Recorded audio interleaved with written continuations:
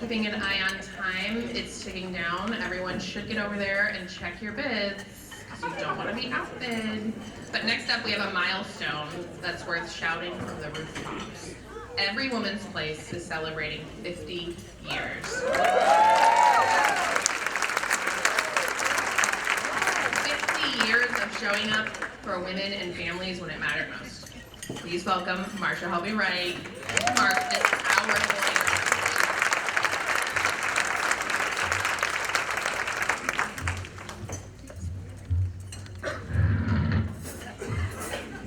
So yes, this year, Everyone's Place is celebrating its 50th anniversary.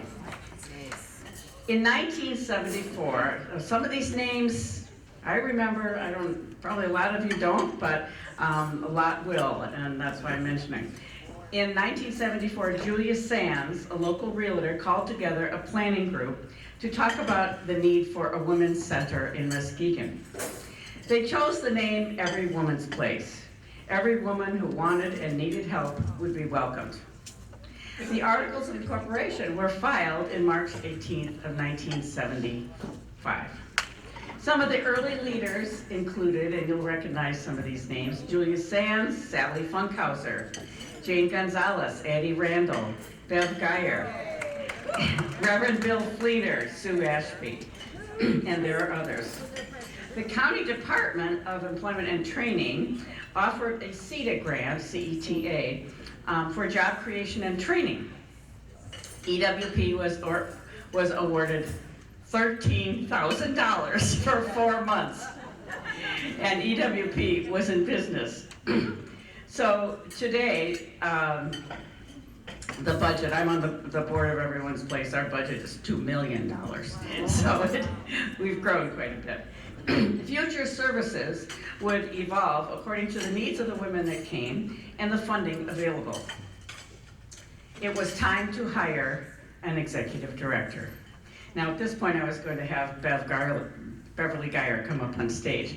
She's in the hospital today.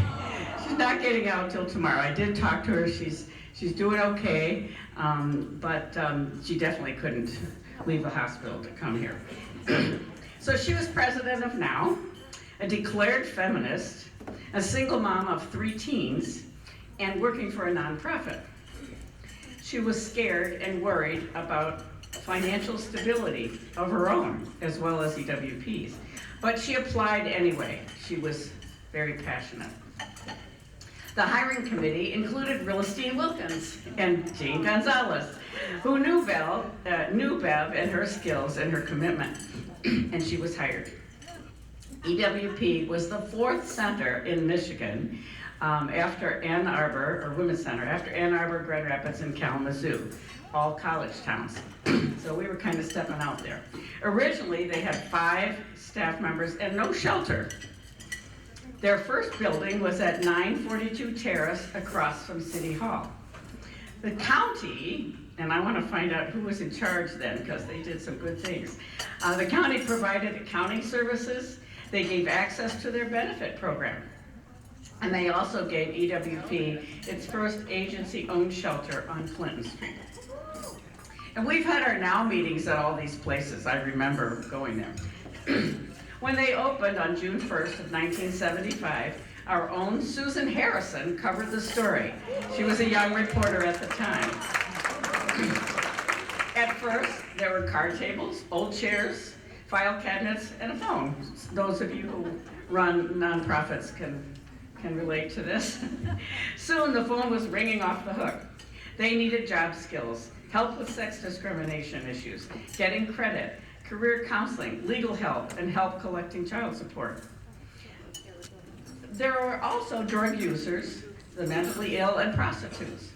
They received more CETA funds after this, and funds for childcare. I don't know if you remember the Child's Place.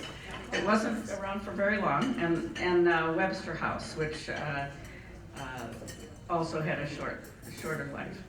In 1978, EWP was the first to receive sexual assault prevention funds for rape victims, the first in the state. United Way support was hard fought. in the early years. Today, that's not the case. But with pressure from organizations like Quadrangle, Zonta, now the Women's Club, and leaders like Realstein Wilkins, Mayor of Muskegon Heights and County Commissioner, Margaret Greenwood, County Clerk, Marguerite Holcomb, the first woman mayor of Muskegon, Claire Daniels, chair of the Republican Party. The hearing was packed and EWP got their funding. So is Judy Hayner in the house? She is? Would you stand, please?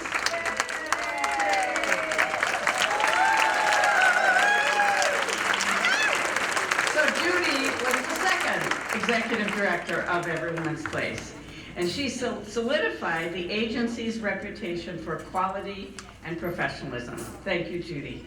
So Mary McDonald, please stand.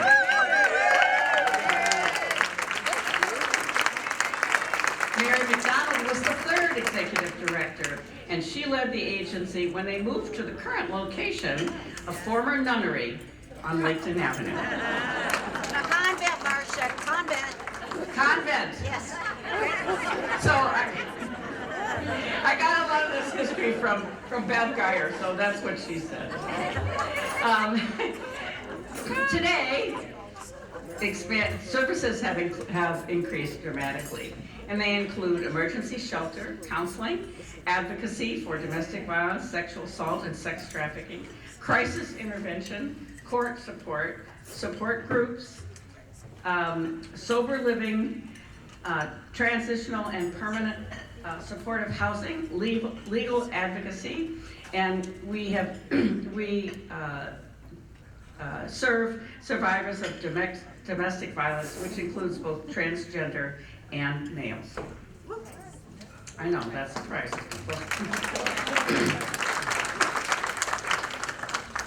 Services are free and confidential, survivor-centered, empowerment-based, and trauma-informed. This is what Bev Geyer hopes never changes. The basic values set by the founders, acceptance of each individual without judgment, try to accommodate cultural differences and needs, commitment to the rights of each person to seek to determine their own path. At this point, I'd like to have anyone who has served on the board of Every Woman's Place, anyone who is on staff, current or past, and anyone who is a volunteer, current or past. Could you please stand?